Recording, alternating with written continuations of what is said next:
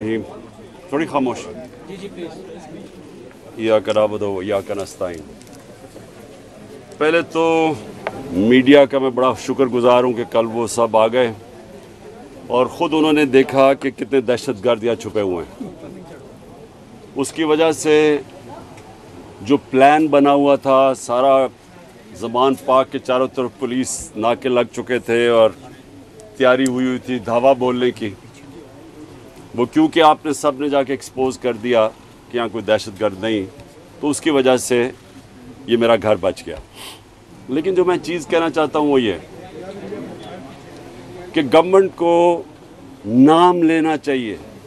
जब आप कहते हैं ना कि 40 दहशतगर्द, तो आपको तो पता होगा 40 दहशतगर्द, तो उनके कोई नाम तो बताएं वो लोग, क्योंकि इसी तरह जो इनका प्लान था मैं अभी आपको बता दूं।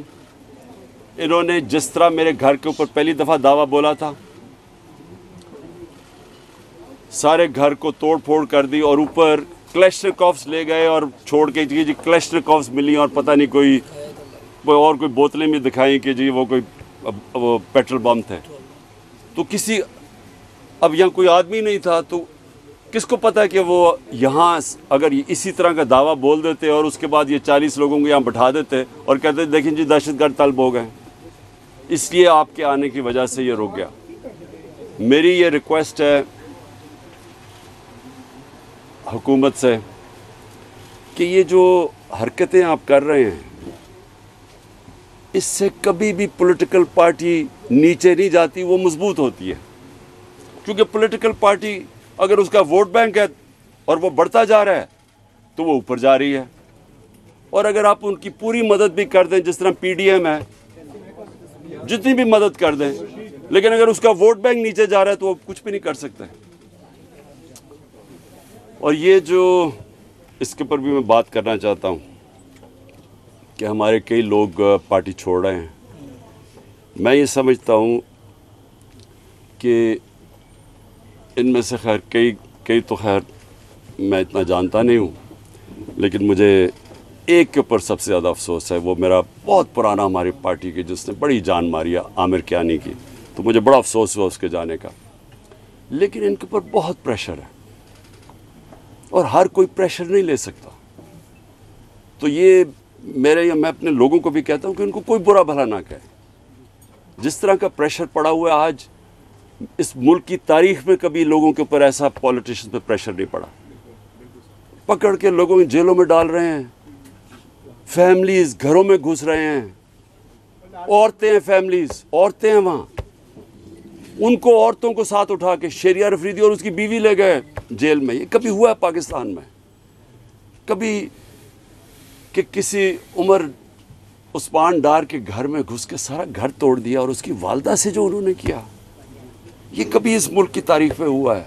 जो औरतों को, जो सीन्स आई हैं औरतों के बाल पकड़ रहे हैं, जिस तरह उनको घसीट रहे हैं, ये ना इस मुल्क में हुआ है और ना ये हमारा जो रवायतें हैं, जो हमारा दीन है, ये कोई इसकी चीज़ की इजाज़त नहीं देता। और इस सब चीज़ के अंदर क्या चीज़ रह गई है कि जो लोग ये प्रेशर बर्दाश्त कर गए, मैं अपनी पार्टी के वो लोग जो प्रेशर बर्दाश्त कर गए हैं, कौम आपको हमेशा याद रखेगी, कौम आपको भूलेगी नहीं। कि मुझे पता है आपके ऊपर किस तरह के प्रेशर्स हैं और जिस तरह आप खड़े हैं, तो ना मैं आपको भूलूंगा ना ये कौम आपको भूलेगी। और मुझे ये भी मैं वाज़ेह कर दूं, क्योंकि ये इस तरह का प्रेशर शायद ही कभी किसी की पार्टी के लीडर के ऊपर या उसकी पार्टी के मेंबर्स के ऊपर डाला हो, जो इस वक्त हमारे ऊपर पूरा प्रेशर डाला जा रहा है। मैं सिर्फ एक चीज़ वाज़ेह करना चाहता हूँ कि अगर मैं अकेला भी रह गया ना, अकेला, मैं तब भी हकीकी आज़ादी के लिए, इस मुल्क के लिए खड़ा रहूँगा। क्योंकि ये कोई गलत फहमी में ना रहे कि इस प्रेशर की वजह से मैं शायद पीछे हट जाऊँगा। जिसके ऊपर 2 कातलाना हमले हो चुके हों, दूसरा जुडिशल कॉम्प्लेक्स के अंदर जो मेरे ऊपर इन्होंने पूरा कत्ल करने का प्लान बनाया हुआ था, जिसके ऊपर 2 हमले हो चुके हों, और वो फिर भी पूरी तरह इस अपनी तहरीक के अंदर एक कदम पीछे ना हटे तो उसको ये समझ आए कि वो पीछे नहीं हटेगा।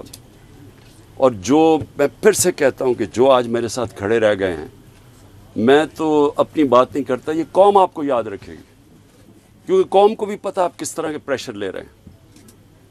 और फिर इस सारी चीज़ के अंदर जो बात कोई कर नहीं रहा, और कभी भी किसी महज़ब माशरे में ऐसा नहीं होता कि 25 लोग अभी कंफर्म्ड 25 लोग शहीद हुए हैं।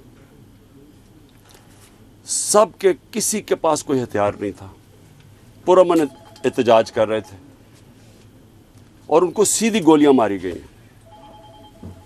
25 का हमें पता इसलिए क्योंकि हमें बाकी का पता इसलिए नहीं कि 7,500 वर्कर्स को पकड़ लिया, 7,500 तहरीक इंसाफ के कारकुनों को पकड़ा हुआ है। तो हमें पता ही नहीं है कि और कितने और शहीद हुए हैं। हमें इतना पता है कि तकरीबन 700 के करीब लोगों को इंजरीज हुई और वो गोलियों की इंजरी ज़्यादा है। तो बात तो आज ये करनी चाहिए कि क्या इसके ऊपर कोई कमीशन नहीं बैठनी चाहिए कि आपके मुल्क के शहरी हैं, जो भी है, एक आदमी कत्ल होता है तो उसके ऊपर तहकीकात होती है, तो पता तो चले कि ये हुआ क्या था।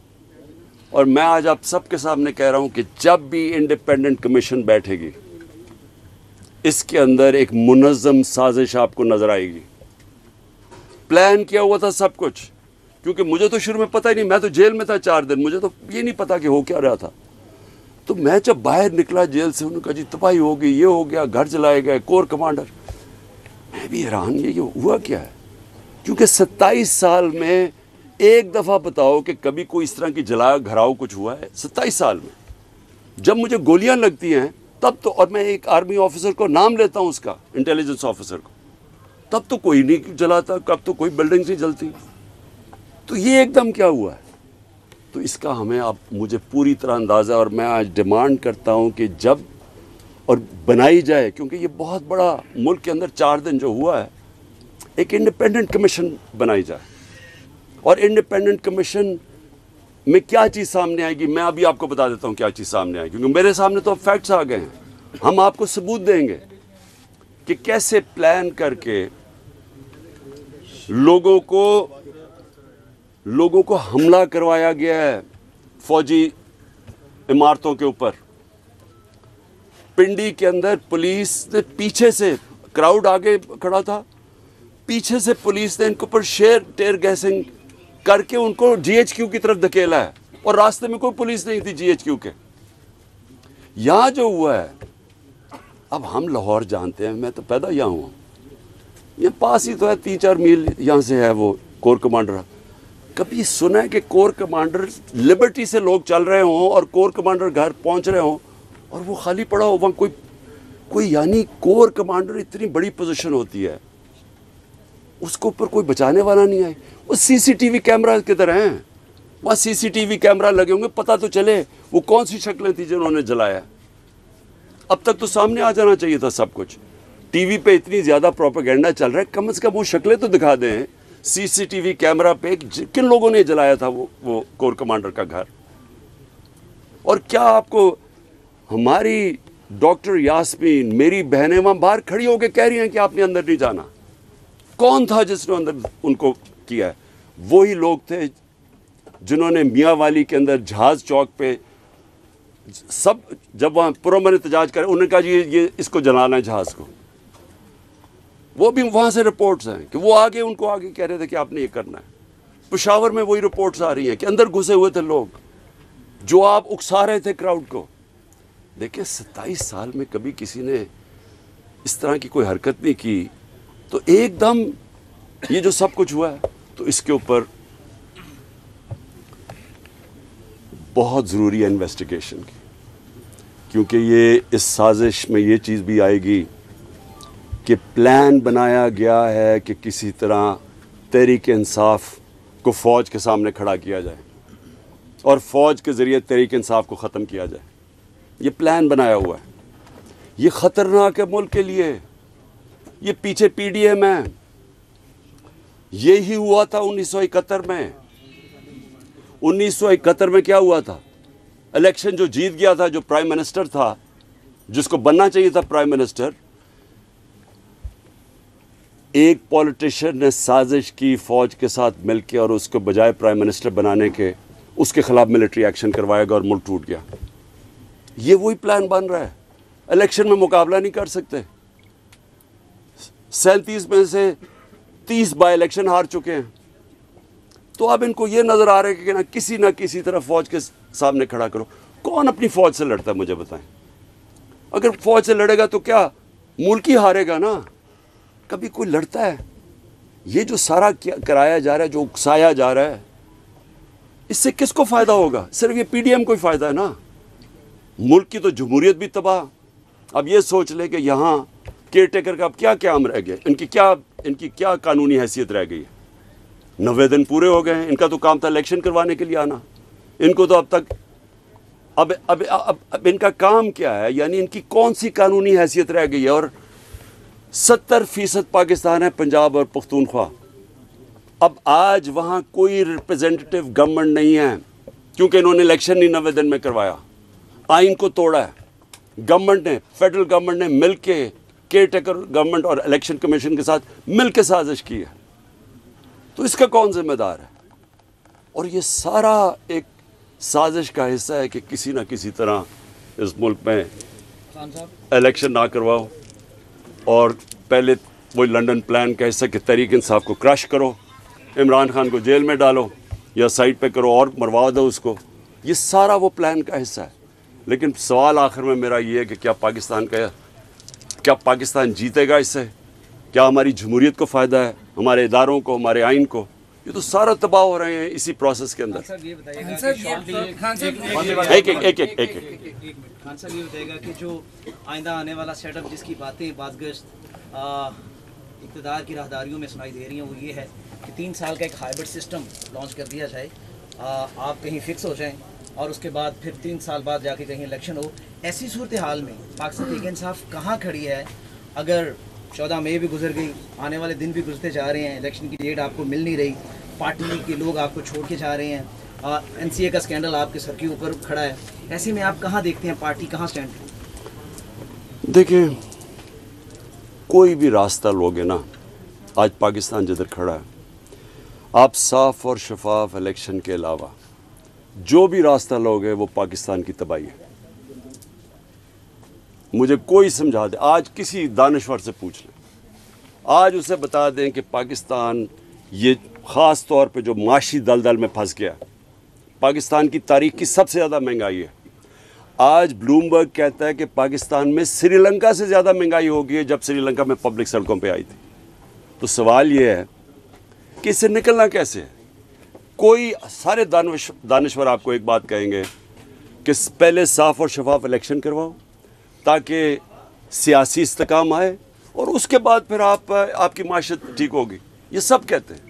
खान साहब ये बताइएगा कि आपको जो पॉपुलैरिटी मिली है वो पाकिस्तान में किसी लीडर को नहीं मिली, तो आप ये कोर कमांडर में जो हमला हुआ है उसकी आप मजम्मत करते हैं? क्योंकि कुछ लोग जैसे आप भी कह रहे हैं कि पाकिस्तान तहरीक इंसाफ को और फौज को आपस में लड़वाना चाहते हैं, तो आप उसकी मजम्मत करते हैं। दूसरा, बिजनेस कम्युनिटी आपसे कुछ रोज़ पहले मिली है, कुछ वो कोशिश कर रही है कि आपके जो मामला हैं या मुज़ाकरात हैं एस्टेब्लिशमेंट से हो जाए और ये सारे मामला जो है सेटल डाउन हो जाए। देखिए, सबसे पहले तो कौन नई मजम्मत कर रहा जो कोर कमांडर हाउस जलाया गया है? मुझे कोई इंसान बता दें पाकिस्तान में जो नहीं कर रहा। यानी वो पुरानी इमारत को जलाना, यानी तो ये जान के जो हमारे ऊपर डाला जा रहा है। पहले हमारे से पूछें कि कभी इमरान खान ने 27 साल में कहा है कि जनाब जलाओ घराव करो?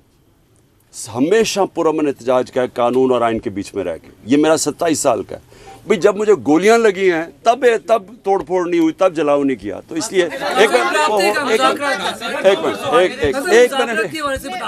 मिनट, मेरी कोई इस वक्त मुज़ाकरात नहीं हुए। हमारा सिर्फ एक ही, मैंने शुरू से कहा है कि मैं हर से बात करने के लिए तैयार हूँ, लेकिन बात करने की तो एक ही है, इलेक्शंस। और बात किसकी करनी है?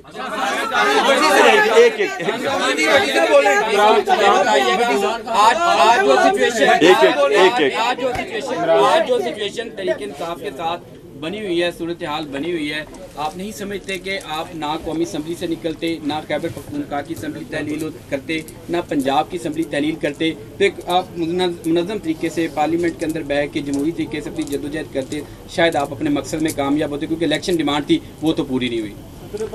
एक मिनट, अगर आप ये मुझे कह रहे हैं कि पाकिस्तान का आइन वाज़े तौर पे जब कहता है कि जैसी आपकी असम्बलीज डिज़ोल्व होंगी 90 दिन में इलेक्शन होगा, इसके ऊपर सारे पाकिस्तान के सुप्रीम कोर्ट के जजेस मुत्तफिक हैं, सारे पाकिस्तान के वकील मुत्तफिक हैं, तो हमने अपनी असम्बलीज और नून लीग के लीडर्स ने स्टेटमेंट्स दिए कि अगर आपको इलेक्शन चाहिए तो अपनी असम्बलीज डिज़ोल्व कर दें। सब एक सुन तो मैं बात तो पूरी कर।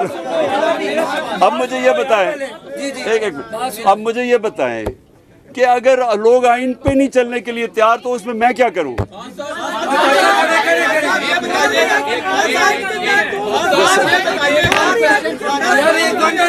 एक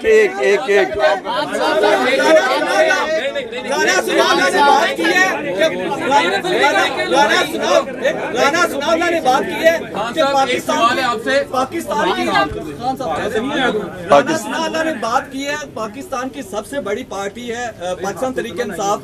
राना सनाउल्लाह ने बात की है कि हम इसको 4 शेड्यूल में लेके जाने लगे हैं। पाकिस्तान तहरीक इंसाफ ने इसके लिए क्या जो अपना अगला लाहे अमल बनाया है कि अगर 4 शेड्यूल में अगर आपकी पार्टी जाती है तो पाकिस्तान की सबसे बड़ी पार्टी है, तो क्या आपका लाहे अमल है? देखो, जब अगली टीम ये फैसला कर लेते हैं कि मैच नहीं खेलना, तो फिर वो टेक्निकल नॉकआउट पे जाती है कि किसी तरह उसको डिस्क्वालीफाई कर दिया जाए, क्योंकि मैच तो वो अब खेल नहीं सकते। जी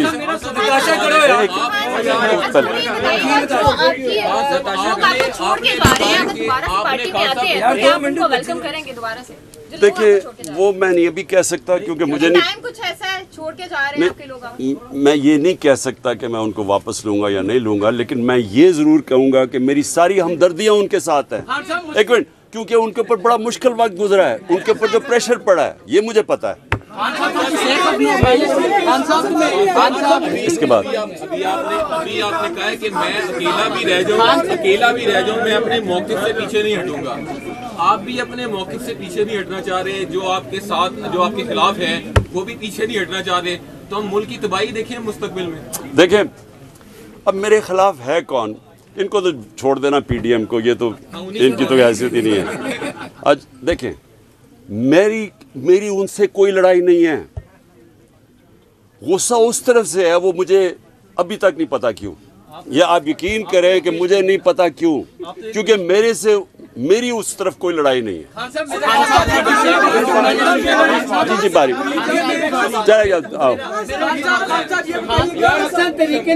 मुश्किल घड़ी में जब इसके ऊपर सख्त तरीन क्रैकडाउन गुजर है, आपने सदर बनाया चौधरी परवेज लाई साहब को, उनके ऊपर तो कोई क्रैकडाउन नहीं है। वो इस वक्त कहाँ है? वो क्यों नहीं सामने आ रहे और पार्टी का बयानिया क्यों नहीं दे रहे? सदर पाकिस्तान का रोल भी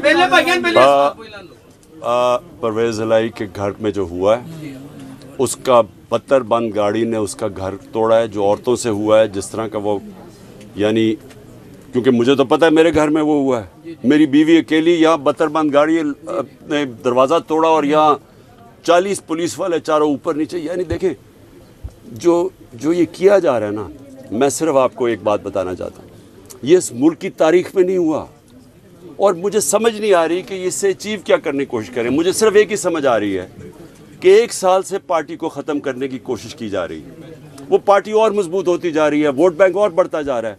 अब वो इधर आ गए हैं कि खौफ फैलाना चाहते हैं कि किसी तरह खौफ इतना फैल जाए औरतों से। जो देखिए, लोगों को, मुझे जो सबसे ज़्यादा मसला आया ना, देखिए मैंने लोगों से बात की अपने, मैं तो जब से निकला हूँ, मैं अपनी जो जेल में अभी तक नहीं है, वो बेचारे अंडरग्राउंड ही हैं, लेकिन जो मुझे समझ आई है कि देखें, लोग अपने ऊपर मुश्किलात बर्दाश्त कर लेते हैं, लेकिन घर की औरतों के ऊपर कोई नहीं बेचारा टॉलरेट कर सकता। मुझे जो तकलीफ़ हुई, मुझे कोई तकलीफ़ जेल में जाके जो भी होता है, गोलियां भी लगी, लेकिन मेरी बीवी अकेली घर में 2 दफ़ा इन्होंने धावा बोला, एक दफ़ा वो अकेली और दूसरी दफ़ा नैब आके उसको अरेस्ट करने के लिए आ गए, यानी बाहर पुलिस वारंट निकाल दिए। किस चीज़ के ऊपर? कि वो ट्रस्टी है। ये आज तक दुनिया में नहीं हुआ। ट्रस्टी को ना कोई पैसा मिलता है, ना तनख्वाह मिलता है, ना कुछ होता है।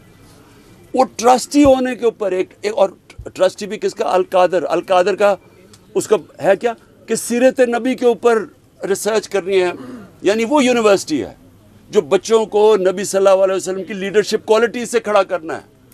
उसकी ट्रस्टी होने के ऊपर उसके ऊपर उन्होंने वारंट निकाल दिया। ये कभी ऐसे नहीं हुआ। मैं सिर्फ ये कहना चाहता हूँ औरतों के ऊपर कभी ऐसे नहीं हुआ। आज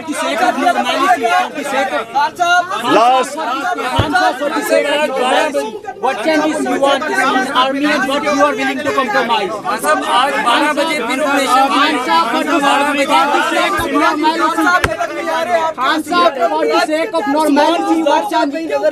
क्या?